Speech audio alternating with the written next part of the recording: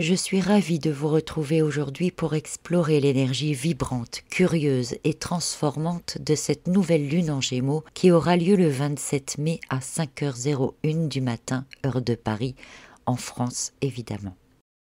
Cette lunaison, elle nous invite à embrasser le changement, à réveiller notre curiosité et à explorer les multiples facettes de notre esprit et de notre vie.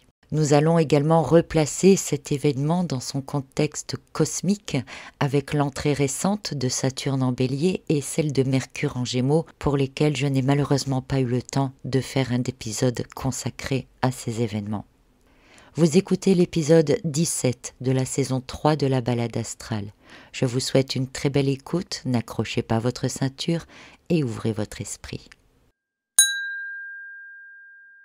À la fin de cet épisode, vous aurez des pistes concrètes pour tirer parti de l'énergie de cette nouvelle lune et pouvoir améliorer votre croissance personnelle.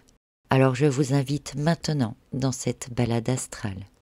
Chaque nouvelle lune marque un nouveau départ, une opportunité de planter des graines pour le cycle lunaire de 28 jours qui s'ouvre devant nous. Lorsque le soleil et la lune se rencontrent ici en Gémeaux, un signe mutable et aérien, nous sommes invités à cultiver notre curiosité, notre adaptabilité et aussi notre pouvoir de communication.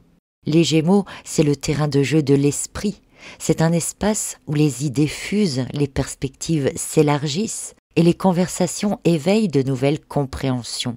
Cette nouvelle lune qui se place en maison 1, celle de l'identité, de l'affirmation de soi, va mettre en lumière qui vous êtes et comment vous vous exprimez dans le monde. C'est un appel à partager votre voix de manière authentique, avec clarté et spontanéité. Ce cycle lunaire nous encourage donc à poser de nouvelles questions et à remettre en question nos anciennes histoires, à voir notre réalité sous un angle différent. C'est une ouverture d'esprit. Ce peut être en repensant votre approche d'un projet professionnel, ce peut être en renouant avec un proche par une conversation sincère, ou encore simplement en vous ouvrant à de nouvelles expériences. L'énergie des Gémeaux, c'est celle de la souplesse et de l'émerveillement, et cela, il ne faut pas l'oublier. Soyez toujours dans l'émerveillement, dans le désir de découvrir et d'apprendre des choses nouvelles, de modeler vos pensées autrement. Au cours des 2 prochaines semaines, alors que la lune va croître vers sa plénitude, c'est-à-dire vers la pleine lune, vous allez certainement ressentir cette dynamique s'intensifier. Et ces 15 prochains jours, c'est donc un temps idéal pour explorer, expérimenter et tisser de nouveaux liens avec les autres. Pour bien comprendre cette nouvelle lune, il est nécessaire de jeter un œil aux événements astrologiques récents, ceux qui façonnent son énergie. Le 25 mai, Saturne est entré en Bélier. C'est un événement très important. Il était en maison 1, celle de l'identité et de l'affirmation de soi, dans la même maison dans laquelle se produit la nouvelle lune en Gémeaux. Saturne, c'est la planète de la discipline et de la responsabilité. Et il est dans le signe fougueux du Bélier. Il va nous pousser à construire une identité solide, avec courage, avec intention. C'est un peu comme poser les fondations d'une maison. Vous bâtissez un socle d'abord et puis ensuite vous bâtissez par-dessus. Donc tout ce que nous pouvons construire maintenant doit être authentique et durable. Saturne, il nous demande en quelque sorte que signifie être pleinement toi-même. Quelle structure dois-tu mettre en place pour pouvoir être pleinement toi-même? Si vous n'allez pas dans le sens de l'authenticité, vous allez rater complètement ce cycle, ce nouveau cycle de Saturne. Ensuite, on a eu le 26 mai, quelques heures avant cette nouvelle lune en Gémeaux, l'entrée de Mercure chez lui dans le signe des Gémeaux. Et Mercure est entré en Gémeaux en maison 2, celle des valeurs, celle des ressources. C'est une étincelle d'électricité mentale qui stimule, je dirais, une communication fluide, une soif d'apprendre et surtout la possibilité de valoriser nos idées. Comme si nos idées étaient des ressources précieuses, comme si nos idées étaient vraiment la source de tout ce que nous allons pouvoir construire de durable. Vous pouvez réfléchir à une nouvelle source de revenus. Vous pouvez proposer ou réaliser un projet créatif. C'est le moment, je dirais, avec Mercure en Gémeaux et en Maison 2, d'aller explorer en vous pour redécouvrir ce qui enrichit votre esprit. Et donc, cette entrée de Saturne en Bélier et de Mercure en Gémeaux prépare le terrain de cette nouvelle lune en Gémeaux, en amplifiant notamment ces thèmes d'expression de soi, de communication et de transformation.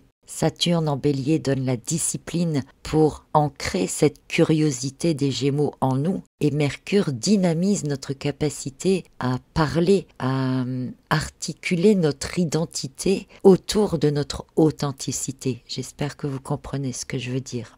Et puis cette nouvelle lune en Gémeaux, au moment où elle se produit, eh bien elle est dynamisée par des configurations qu'elle forme avec d'autres planètes. Notamment la conjonction avec Mercure, donc, qui viennent fusionner ici l'émotion de la Lune avec l'intellect de Mercure. Donc c'est une capacité à exprimer nos ressentis, mais c'est aussi la possibilité de préparer les idées si on a quelque chose à dire ou si on doit parler en réunion par exemple, faire une présentation de travail, etc. Donc de préparer les idées tout en écoutant l'intuition de la Lune. Donc c'est une très bonne configuration. Ensuite, la Lune, elle est également en trigone avec Pluton, qui est en Verseau. Ça apporte une intensité dans la transformation. Cela nous invite, je dirais, à réinventer la manière dont on s'affirme, dont on dévoile notre personnalité. Peut-être êtes-vous trop timide pour partager vos opinions, par exemple. Eh bien, ce trigone, dans ce cas-là, pourrait déclencher une conversation puissante dans laquelle vous allez pouvoir vous exprimer. C'est aussi une transformation possible dans la possibilité de changer de perspective sur un sujet, sur un projet, sur une relation, peu importe, mais de changer de perspective pour avoir un autre point de vue ou pour aborder les choses de manière différente et peut-être trouver d'autres solutions qui vous viendront par intuition. Donc c'est aussi une très bonne configuration pour cette nouvelle lune en Gémeaux. Une nouvelle lune en Gémeaux qui est également en conjonction ici avec Uranus, encore en Taureau, soit, mais de plus en plus proche du signe des Gémeaux. Uranus, c'est l'éclair d'inspiration qui va être intensifié par la nouvelle lune. Mais c'est aussi l'envie de sortir des sentiers battus, de pouvoir changer de terrain, de pouvoir faire des choses qu'on n'osait peut-être pas. Vous pourriez être motivé pour essayer une nouvelle activité, pourquoi pas, pour oser l'originalité. Cependant, attention, même si c'est une très bonne configuration, avec Uranus, on a toujours tendance quand même à agir de manière impulsive. Donc restez quand même un peu vigilant, mais ça reste une très bonne configuration. On continue dans les bonnes nouvelles puisque la Lune, au moment où elle se produit dans le signe des Gémeaux, elle est également en sextile avec Neptune. Elle est dans le quatuor, là, Uranus, Pluton, Neptune, Saturne. Donc avec Neptune, c'est encore plus d'inspiration, c'est encore plus d'intuition, c'est encore plus de créativité. Et la communication, puisque Mercure est tout proche également, devient intuitive, devient onirique. C'est idéal pour toutes les activités créatives, pour développer de l'empathie aussi. Ça peut aussi être un bon moment pour exprimer votre gratitude si besoin, pour renforcer votre connexion avec quelqu'un d'autre ou même avec vous-même. Et donc, dans le quatuor dans lequel se trouve la Lune, il y a également un sextile avec Saturne qui vient tout juste d'entrer en Bélier. Et Saturne qui vient offrir ici une stabilité pour ancrer les idées aériennes des Gémeaux. Donc, si vous voulez dès maintenant démarrer une nouvelle activité, si vous voulez prendre une nouvelle habitude, eh bien, Saturne va venir vous soutenir dans cet engagement que vous allez prendre. Il vous permettra de faire des pas mesurés vers des objectifs plus grands sans vous laisser trop entraîner peut-être par l'impulsivité d'Uranus qui reste là malgré tout mais qui peut être contrebalancée par la présence de Saturne. Donc c'est que des bonnes configurations pour cette nouvelle lune en Gémeaux et c'est très très bien. Ça donne quand même une ambiance plus légère, même s'il y a beaucoup de configurations. Donc quand il y a beaucoup de configurations, c'est assez lourd. Mais ici, ce n'est que des bonnes configurations, donc on peut sentir un élan vraiment qui nous porte. C'est une énergie dynamique qui nous donne beaucoup de spontanéité tout en nous apportant de la profondeur grâce à Saturne et à Pluton ici. Alors ici, quand même, le défi finalement de cette nouvelle lune, ça va être d'équilibrer la curiosité, l'envie d'avancer et le fait de devoir rester concentré.